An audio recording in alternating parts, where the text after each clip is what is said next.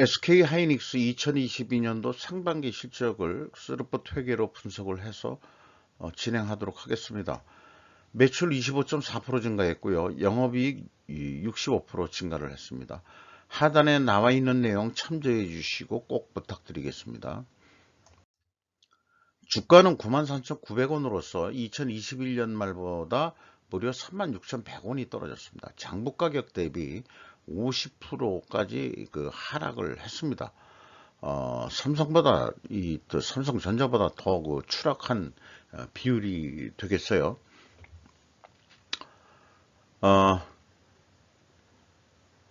5% 이상 주주명을 보면 SK스퀘어가 20.7%, 07% 지분을 가지고 있고 국민연금이 8.17% 가지고 있는데 외국 지분율이 50%가 넘었습니다.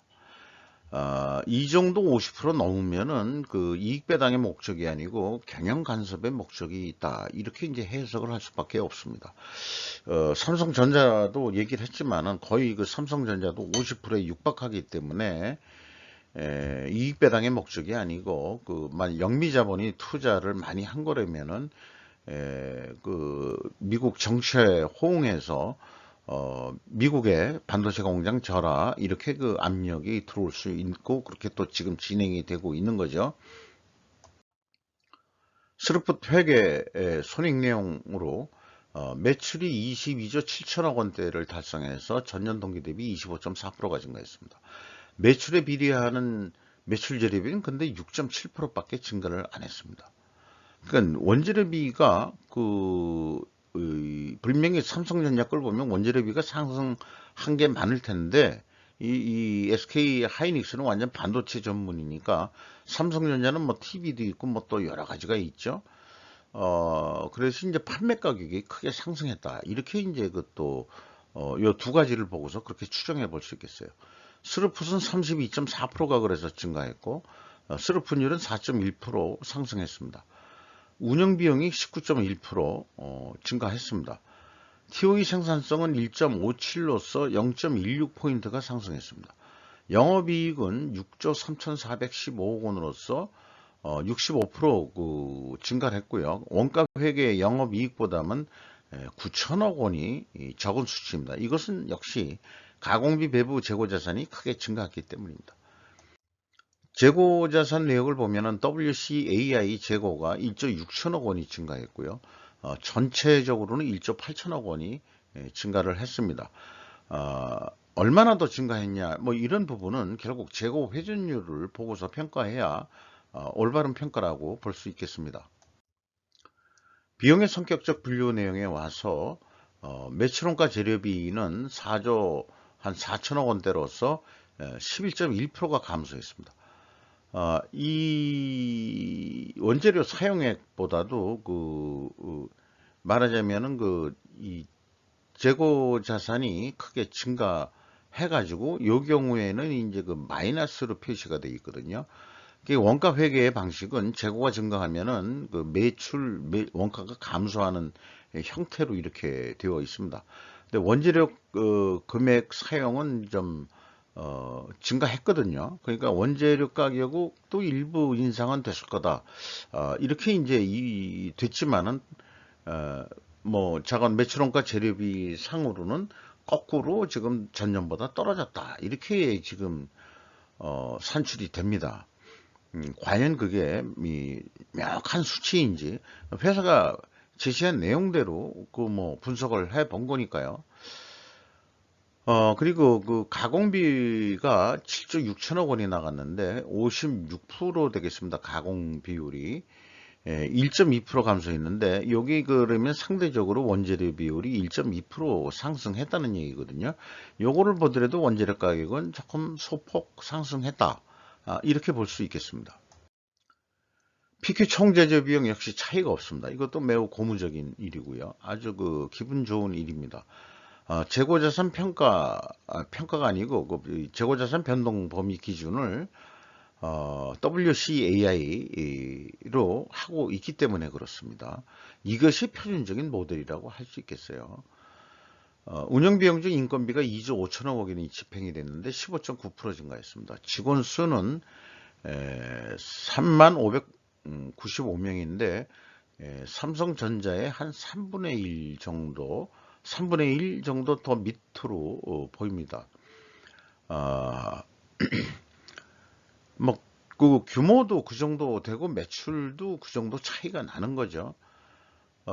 임금 인상률이 10.3% 했는데 평균 임금이 매우 높습니다. 그 삼성전자보다 높습니다. 삼성전자는 그 인원수가 뭐 메모드로 많은 거고요.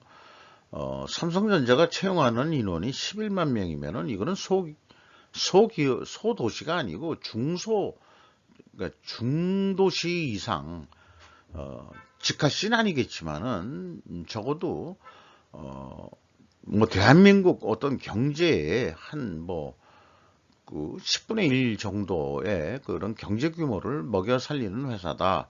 뭐 이렇게 봐질 수도 있지 않겠냐 이렇게 생각이 듭니다. 근데 이 여기는 그 매우 그 인건비가 높은 게 상대적으로 직원이 적어서 고임금 수준의 직원들이 더 많다.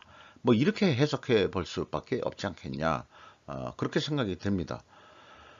외주비가 그 14.7% 증가했고요. 인건비 증가율보다는 약간 좀 적게 증가했네요. 동력 및 수도 광열비라고 표현하는데 이제 삼성전자는 유틸리티비라고 표현하고 있죠. 16.2%가 증가했습니다.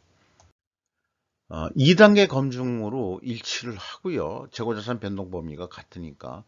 그리고 이제 현금 흐름표 전체 재고자산도 일치를 합니다. 이렇게 깔끔하게 이렇게 세 칸씩으로 딱딱 끝내주면은 이거 뭐 재고자산 회계가 투명하다라고 일단 이렇게 그 개연성을 얘기할 수 있습니다. 경영평가 지표에 와서 재고 회전율 역시 떨어졌습니다.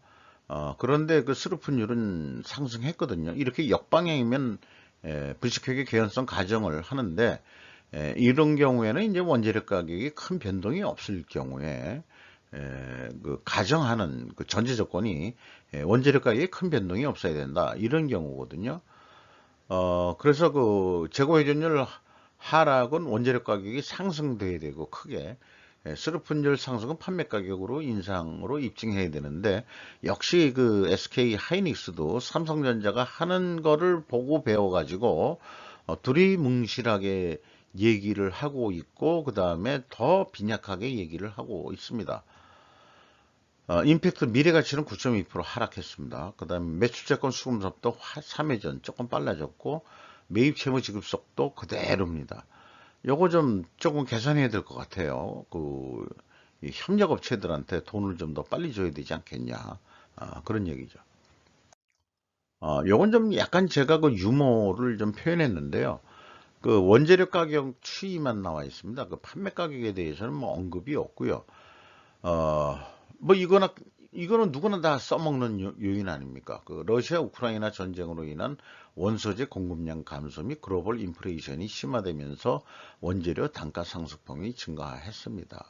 이런 얘기죠. 뭐 석유 가격 오른 것도 그 근본 원인이고 그렇습니다.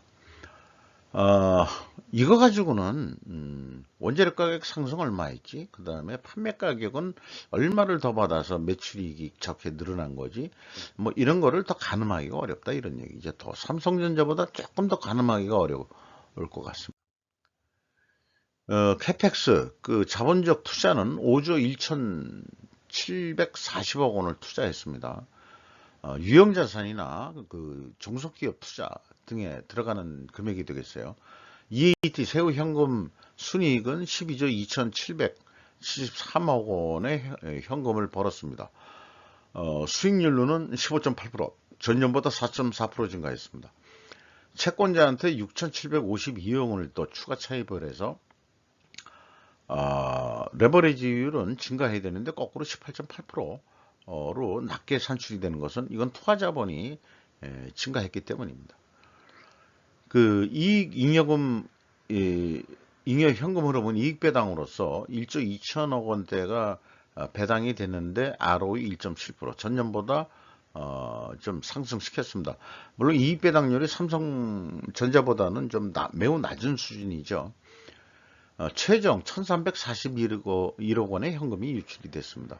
현금 버퍼율은 5.6%로서 이것도 두 자리 수까지는 전 연도 11.3% 이거보다는 좀 더 높게 유지가 돼야 된다고 생각이 됩니다. 이익잉여금률은 712%로 52.5%가 증가했습니다.